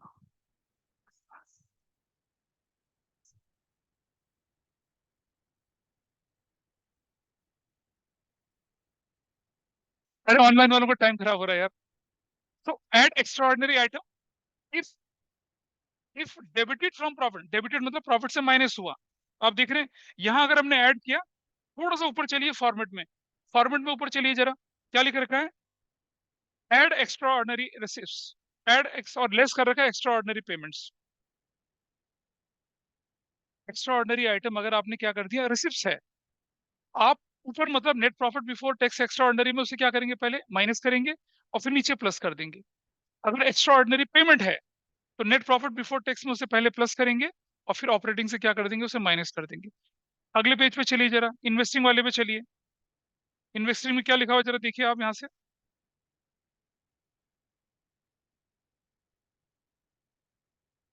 add insurance claim received on account of loss of an activity extraordinary लिखा हुआ है, दिख रहा है आपको लिखा हुआ? भाई अगर आपको कोई इंश्योरेंस कंपनी से क्लेम मिल गया एक्स्ट्रा ऑर्डिनरी वाला, तो आप क्या करेंगे, उसे यहाँ प्लस करेंगे, लेकिन ऊपर जाके क्या करना आपको, वहां से उसे माइनस करेंगे। ठीक है, आ जाइए फाइनेंसिंग में आ जाइए। फाइनेंसिंग में क्या दिख रहा है, less buyback of equity share दिख रहा है, दिख रहा है ना, यहाँ से माइनस करा, लेकिन ऊपर क्या करा होगा आपने, उसका प्लस क्या होगा। तो एक्स्ट्रा ऑर्डिनरी का ट्रीटमेंट समझ में आया सबको? Is it okay? और अगर मैं बोलूं तो कुल मिलाकर हमने क्या सीखा, ऑपरेटिंग एक्टिविटी का स्ट्रक्चर कैसे डेवलप हो वो सीखा। सबसे पहले वर्किंग नोट में हम क्या करते हैं, नेट प्रॉफिट बिफोर टैक्स में एक्स्ट्रा ऑर्डिनरी आइटम लिखते हैं। मैं दिखा रहा हूँ आपको, स्ट्रक्चर बना के दिखा रहा हूँ आपको। अब आपको ना उसे रटने की जरूरत नहीं है। Now you know the placing of each and every item logically. तो लोगों सबसे बड़ी समस्या यही होती है, जब हम बोर्ड का पेपर चेक कर रहे होते हैं, वियर्ड तरीके से कोई आइटम कहीं का कहीं पटक देते हैं, कहीं का आइटम कहीं डाल देते हैं। सही है भाई, कोई दिक्कत नहीं है। जिनके पास माँ बाप की विरासत बहुत बड़ी होती है ना, पूत संपत्ति होती है, उनके साथ ऐसे ही होता है। उन्हें उसकी कदर नहीं होती है, और वो धीरे धीरे उसे स्वाहा करते हैं।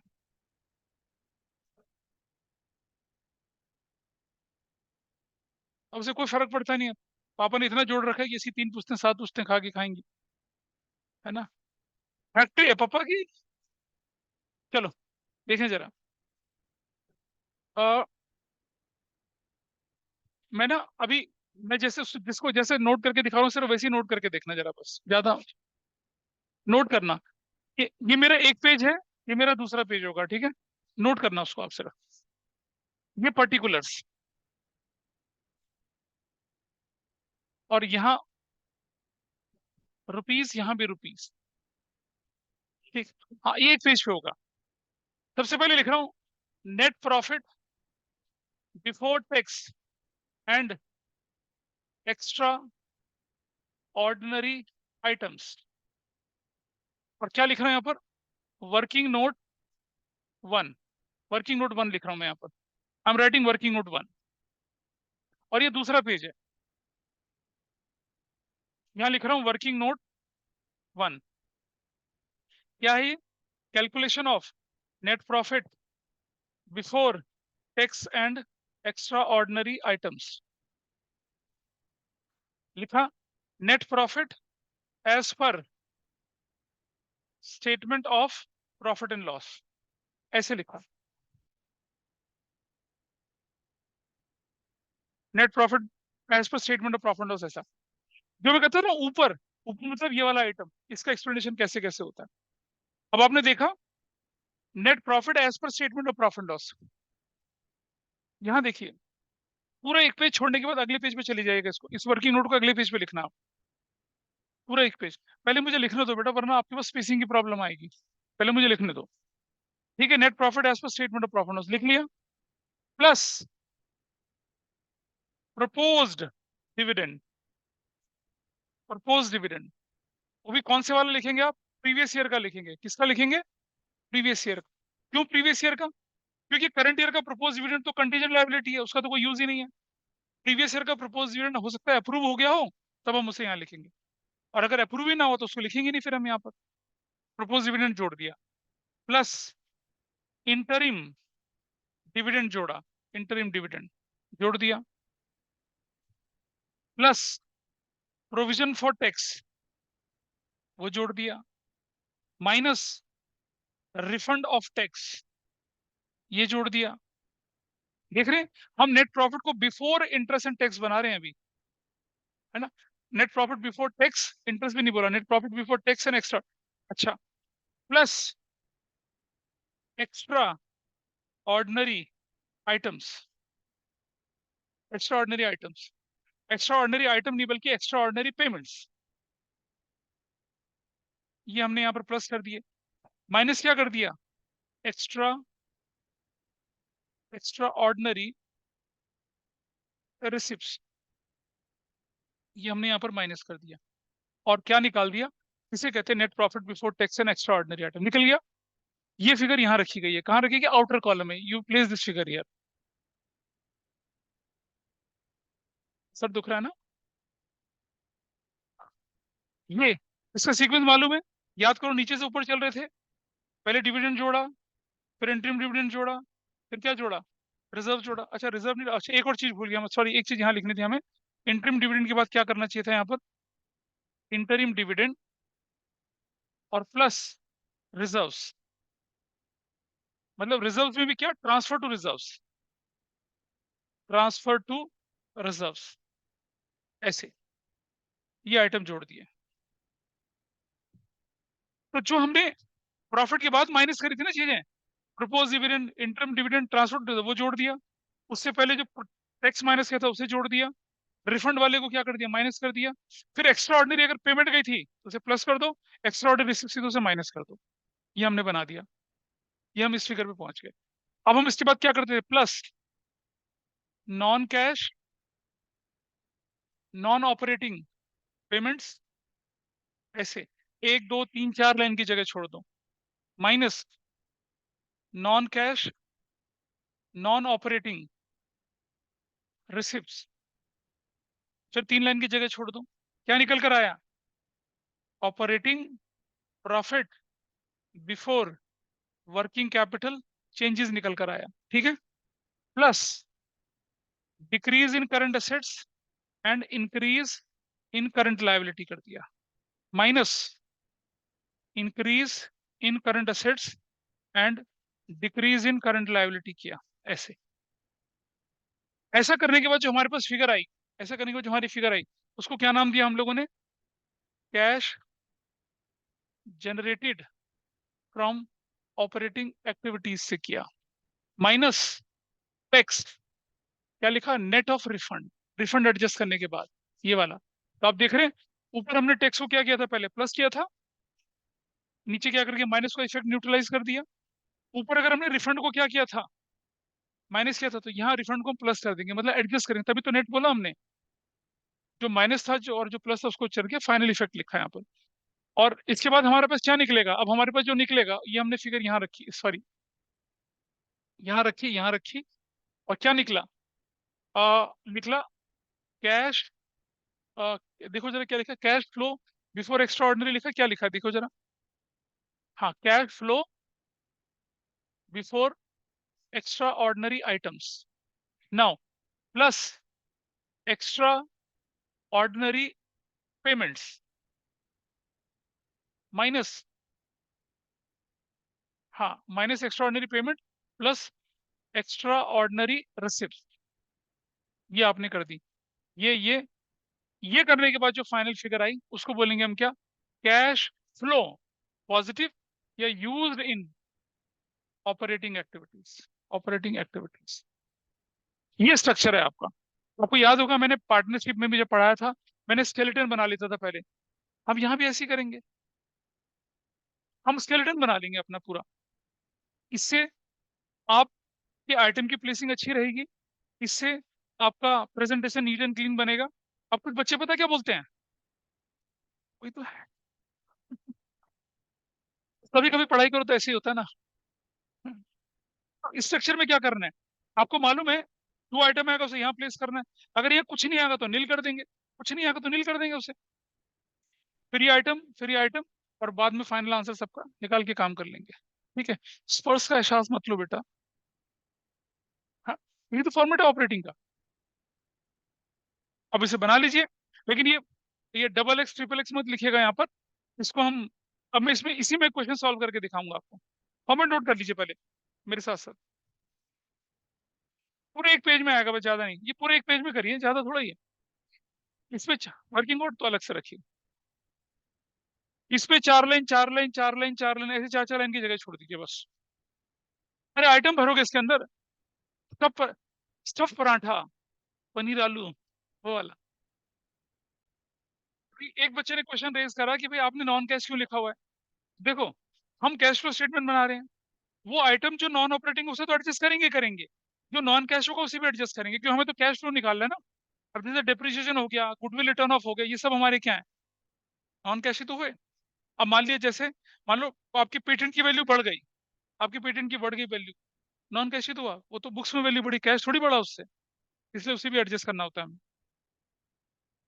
और ये अकाउंटिंग नहीं है, ये बेसिकली एनालिसिस है, अकाउंटिंग के रूल नहीं चलते हैं इसमें।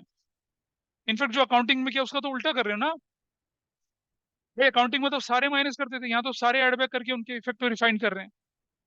ठीक है, चलिए इलस्ट्रेशन नंबर हम लोग लेके चल रहे हैं, इलस्ट्रेशन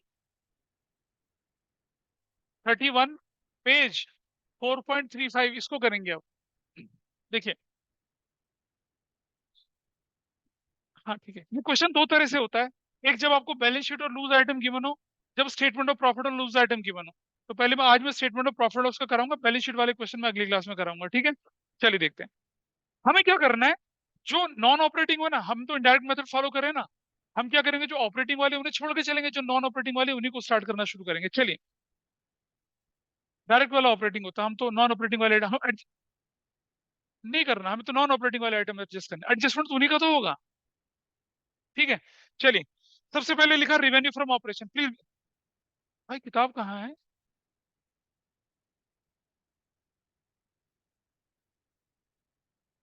तो दामाद हो तुम?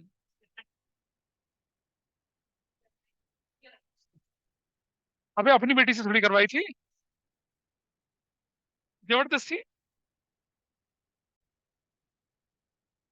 आ जाओ, revenue from operations, revenue from operations पहला आइटम।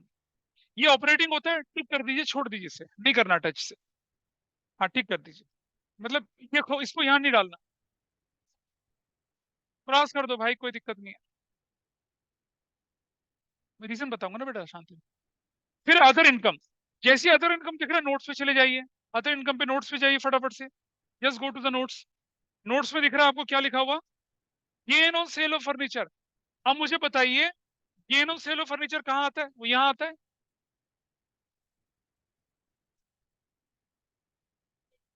यहाँ minus gain on sale of furniture.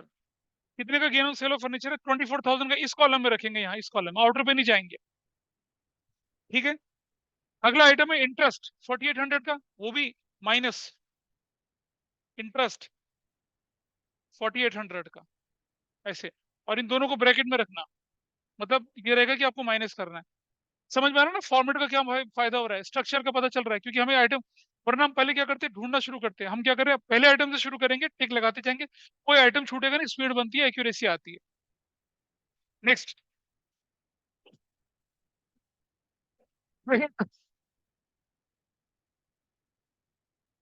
Purchase of stock trade, कुछ नहीं करना, हटा दीजिए इसे। ऑपरेटिंग क्रॉस कर दीजिए, ठीक करना जो भी करना है। चेंज इन इन्वेंट्री पे नोट नंबर 2 है, चेंज इन इन्वेंट्री पे नोट नंबर 2 दिख रहा है आपको, और क्या लिखा हुआ है, ओपनिंग इन्वेंट्री और क्लोजिंग इन्वेंट्री दिख रही है आपको? बताइए बेटा, ओपनिंग इन्वेंट्री और क्लोजिंग इन्वेंट्री दिख रही है नहीं दिख रही? अब जरा मुझे बताइए, ओपनिंग इन्वेंट्री 184 की, क्लोजिंग इन्वेंट्री 134 की, बताइए ये इंक्रीज इन इन्वेंट्री है डिक्रीज इन इन्वेंट्री है? डिक्रीज इन इन्वेंट्री है भाई, 184 में से 134 चला गया, तो कितना बना? 49,600। और सुनो, डिक्रीज इन इन्वेंट्री क्या करते हैं, यहाँ लिख के प्लस करते हैं, plus decrease in inventory. Decrease in क्या कर रहे हैं, इन्वेंट्री कर रहे हैं। ठीक है, या डिक्रीज ना लिख के आप सीधा सीधा क्या लिख दीजिए, यहाँ पर इन्वेंट्रीज लिख दीजिए, इन्वेंट्रीज। और कितने रुपए का इंटर 49 कितना था ये? 600, अपनी जगह चला गया। चलिए ऊपर दोबारा आइटम पे आते हैं, डेप्रिसिएशन एंड अमोर्टाइजेशन। ऊपर दोबारा चलिए, बुक पे डेप्रिसिएशन अमोर्टाइजेशन, वो यहाँ का आइटम है, मालूम है, यहाँ पर प्लस डेप्रिसिएशन एंड अमोर्टाइजेशन। कितने रुपए का आइटम है वो देखिए, 48,000। नीचे चलते हैं, अदर एक्सपेंस पे नंबर 3 लिखा हुआ, फिर नीचे नंबर 3 पे चलते हैं। सेलिंग एंड डिस्ट्रीब्यूशन ऑपरेटिंग होता है, नहीं टच करना।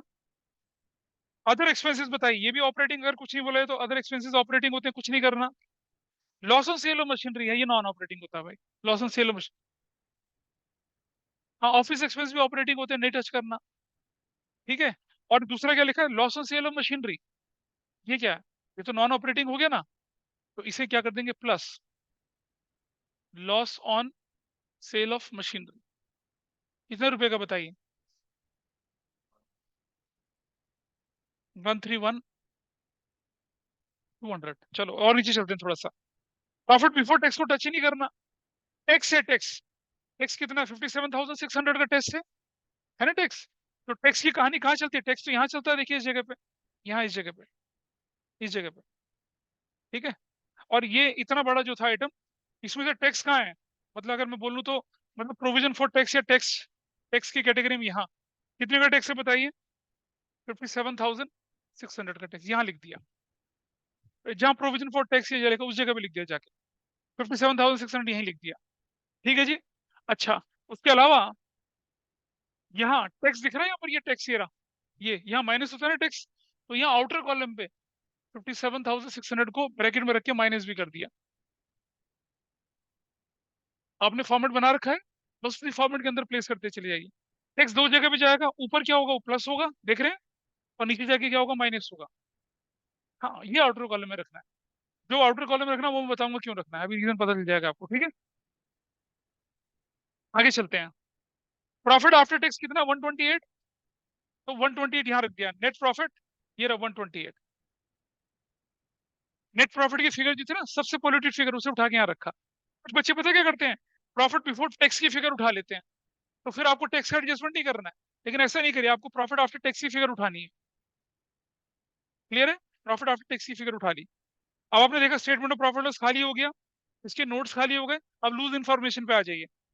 ट्रेड रिसीवेबल बढ़ रहे हैं घट रहे हैं बताइए? ट्रेड रिसीवेबल प्लीज बताइए। ट्रेड रिसीवेबल इंक्रीजिंग और डिक्रीजिंग? हाँ, इंक्रीज। तो यहाँ लिखेंगे माइनस ट्रेड रिसीवेबल्स। कितने से बढ़ रहे हैं ट्रेड रिसीवेबल्स बताइए? 38,400 ब्रैकेट में। ट्रेड पेबल बढ़ रहे हैं घट रहे हैं? ट्रेड पेबल बढ़ रहे हैं घट रहे हैं बताइए? बढ़ रहे हैं। प्लस ट्रेड पेबल कितने रुपए से? 20,000 रुपए से। साइड रख लिया भाई, देखो ये आउटस्टैंडिंग एक्सपेंसेस बढ़ रहे हैं घट रहे हैं? घट रहे हैं, तो यहाँ माइनस आउटस्टैंडिंग एक्सपेंसेस। कोई बात नहीं, होने लग गया उसका। तो कितने का डिफरेंस आया? कितने से घटे हैं आउटस्टैंडिंग एक्सपेंसेस? 2,400 से। ऐसे हो गया। तो अब बताइए, कोई आइटम बचा आपके पास? कुछ ही नहीं बचा। Your question is done. अब आपको क्या करना है? सिर्फ कैलकुलेशन करनी है। पकड़ो भाई इसको। ये सब बेकार है, ये सब कुछ नहीं है, ये सब कुछ नहीं लिखना।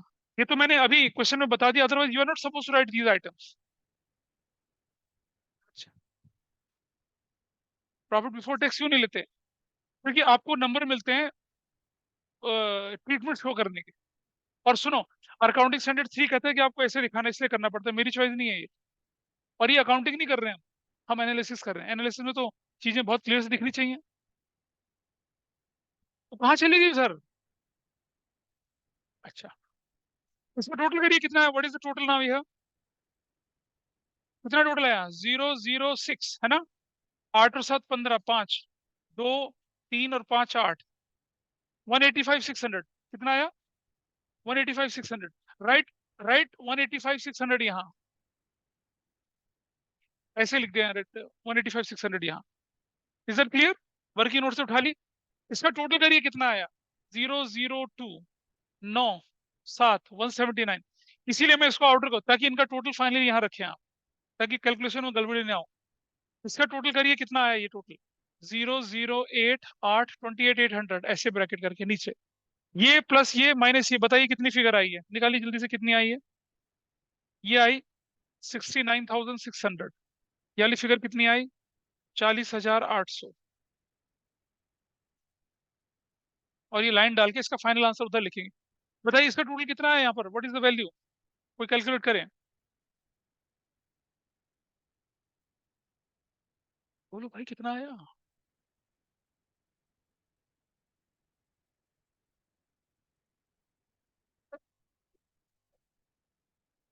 वही तो, वही। इतने लोगों के नंबर भी आएंगे, तुम ही रह जाओगे। कुछ नहीं, कुछ नहीं। ये प्रीवियस ईयर का, ये सब करने की जरूरत ही नहीं पड़ेगी हमें, तो सिर्फ दो आइटम उठा के चलने। ये नीड बेस है बस। ये तो मैंने क्योंकि स्ट्रक्चर बना कर इसलिए लिख दिया था सारा सारा, अदरवाइज नहीं। फटाफट से करो, वैल्यू कितनी आई है? 185,600 है ना, वेरीफाई कर लेते हैं। Plus 179,200 minus 28,800, 336, 336। अरे वो रिफंड ऑफ टैक्स है। हाँ, वो प्रोविजन फॉर टैक्स या टैक्स, या प्रोविजन फॉर टैक्स होगा या टैक्स पेड होगा, ऐसा करके। ठीक है जी। अच्छा, इसके बाद देखिए आपके पास ये फिगर कितनी आई, आप 336 में प्लस कर देंगे 69,600, माइनस कर देंगे कितना, 40,800। तो कितनी वैल्यू है, 364,800। ये वैल्यू कितनी आई है आपको, 364,800 माइनस 57,600, 3,07,200। और ये कुछ भी नहीं है, एक्स्ट्रा ऑर्डिनरी नील है, कुछ भी नहीं है। 3,07,200। जब हम रूटीन क्वेश्चन करते हैं ना, तो ये वाला लिखते नहीं, एक्स्ट्रा ऑर्डिनरी जब है नहीं क्वेश्चन में, तो लिखना क्यों है? Will not right it. तो आप देख लीजिए आपके पास आंसर कितना है, व्हाट इज योर आंसर, देखिए। इलस्ट्रेशन से मैच कर रहा है या नहीं कर रहा, बताइए। अरे यार, मैच कर रहा है नहीं कर रहा? हाँ, दिस इज मैचिंग। तो कितना आसान है करना, देखिए आप, है ना, सो इजी।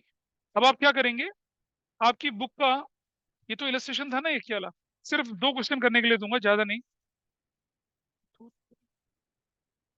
बस तो हाईवे पे मिलेगी, मैं तो सिर्फ क्वेश्चन दूंगा आपको।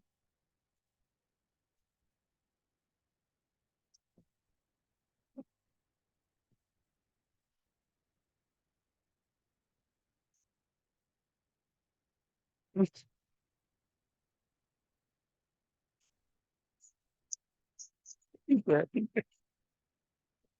क्वेश्चन नंबर 20, ये करना आप। क्वेश्चन नंबर 20, पेज नंबर 4.102, ये करेंगे आप। 102, इसको करेंगे। उसके बाद, इसके बाद बड़े वाले आइटम को हम बाद में करेंगे। क्वेश्चन नंबर 20 पेज में, हाँ, हटा के। क्वेश्चन नंबर 20 पेज नंबर 4.102 करेंगे। ये जो सीखा है, ये आपकी ग्रिप में आ जाएगा। ठीक है। अगली क्लास में हम लोग एक पूरा फुल फ्लेज क्वेश्चन करेंगे पहले, और फिर एडजस्टमेंट्स करेंगे। और प्लीज अगर आप मान जाए तो अगली क्लास बड़ी कर लो, थोड़ी सी बड़ी, 2 घंटे की।